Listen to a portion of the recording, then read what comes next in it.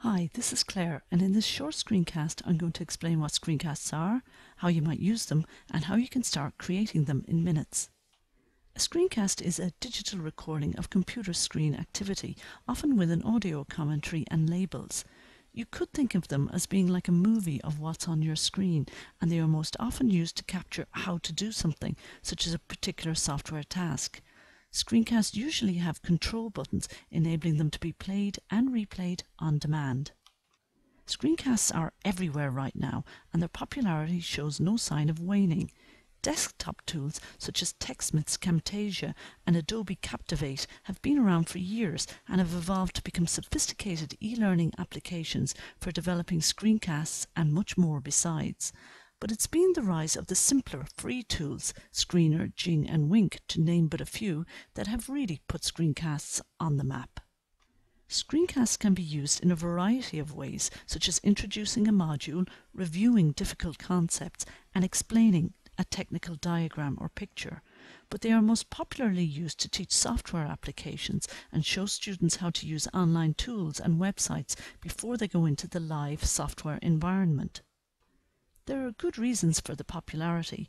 The combination of audio and video appeals to different learning styles, and research shows that students who are learning software applications prefer audio and text rather than text-only materials.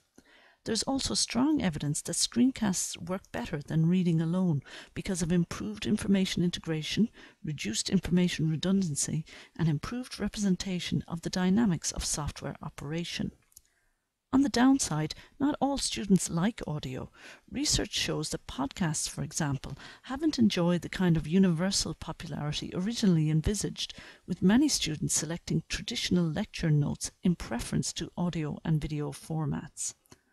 Also, screencasts can be criticised for their lack of interactivity, which can encourage a sit-back-and-watch approach.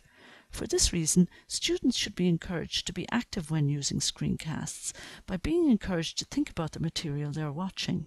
If possible, add some interaction such as a quiz activity or even simply an instruction to think about or do something before, during or after the screencast itself.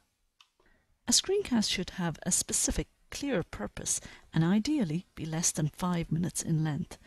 To avoid cognitive overload, it's best for students to choose from a series of short, clearly focused screencasts rather than one lengthy one.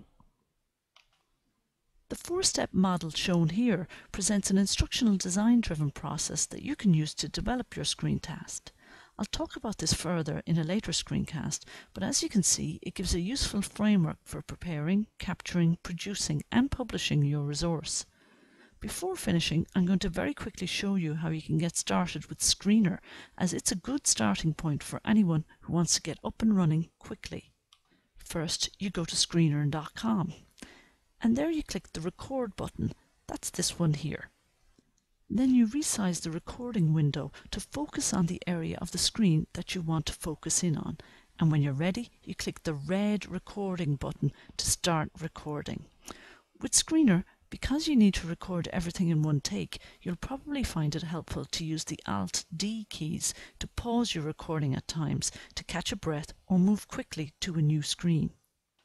Finally, when you're ready, you can publish the material to screenr.com, download the MP4 file, or even tweet it directly if you like. With screencasting, it really is the case that practice makes perfect, so give it a go and check out these references to find out more.